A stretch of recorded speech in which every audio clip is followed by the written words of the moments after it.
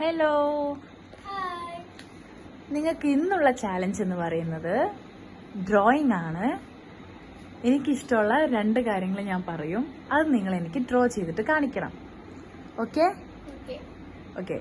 അപ്പോൾ ഫ്ലവറും അതുപോലെ ബട്ടർഫ്ലൈ, ഇത് രണ്ടുമാണ് എനിക്ക് വരച്ച് കാണിക്കേണ്ടത്. നിങ്ങൾക്ക് ഇഷ്ടമുള്ള രീതിയിൽ വരയ്ക്കാം.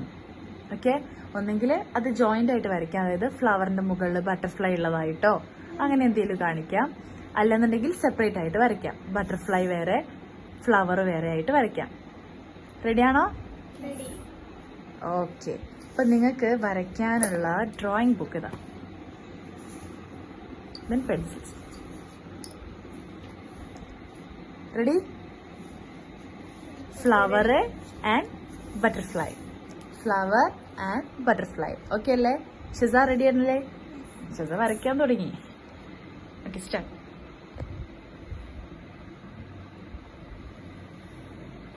നമുക്ക് ഇതൊരു സ്പീഡ് ചാലഞ്ച് കൂടിയാണ്. നമുക്ക് പറയുന്ന സമയത്തിനുള്ളിൽ പെട്ടെന്ന് വരച്ചെടുക്കാന്നുള്ളത് കേട്ടോ.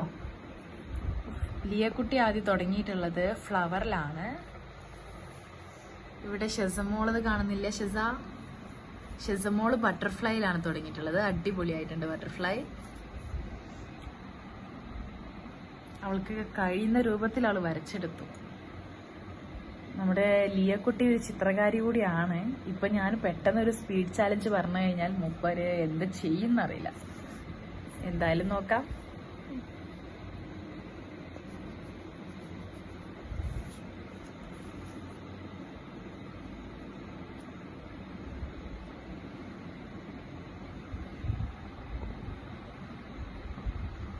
ഷെസക്കുട്ടി ഫ്ലവർ ഒരു രീതിയിൽ വരച്ചെടുത്തിട്ടുണ്ട്. ഷെസ് എന്തായാലും സെപ്പറേറ്റ് ആയിട്ടാണ് വരയ്ക്കുന്നത്. ലീഫൊക്കെ വരയ്ക്കുന്നുണ്ട്.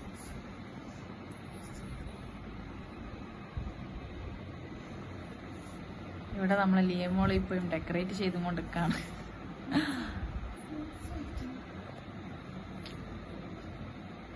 കഴിഞ്ഞോ? ഷെസിന്റെ കഴിഞ്ഞോ? ഷെസ വരച്ചു ഗായ്സ്. ഇതാണ് ഷെസന്റെ ബട്ടർഫ്ലൈ ആൻഡ് ഫ്ലവർ. അടിപൊളി കേട്ടോ, അടിപൊളിയായിട്ടുണ്ട്. എന്തായാലും ഗിഫ്റ്റ് നമ്മൾ തരാം.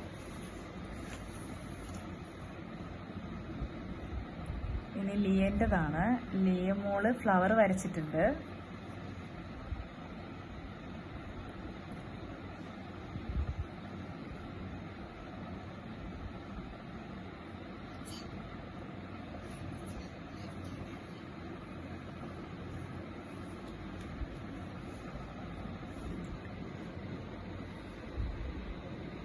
അങ്ങനെ ലിയമോളത് കഴിയാറായി.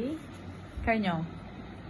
ഓക്കെ. ലിയമോളുടെ ബട്ടർഫ്ലൈ അടിപൊളിയായിട്ടുണ്ട്. ലിയമോള് ബട്ടർഫ്ലൈ ഫ്ലവറിൽ വന്ന നിലയിലാണ് വരച്ചിട്ടുള്ളത്, ജോയിന്റ് ആയിട്ടാണ്. ഓക്കെ. അപ്പോ ഇതാണ് നമ്മുടെ 2 പേരുടെയും ഫ്ലവറും അതുപോലെ ബട്ടർഫ്ലൈയും. നിങ്ങൾ നോക്കുമ്പോൾ ഒരാള് ഇത് പഠിച്ചയാള് UKGയിലാണ്, മറ്റേ ആള് 5ലാണ്. അപ്പൊ അവരുടെ കഴിവിനനുസരിച്ചിട്ട് തന്നെയാണ് അവർ വരച്ചിട്ടുള്ളത്. എന്തായാലും 2 പേരുതും അടിപൊളി. Okay, by.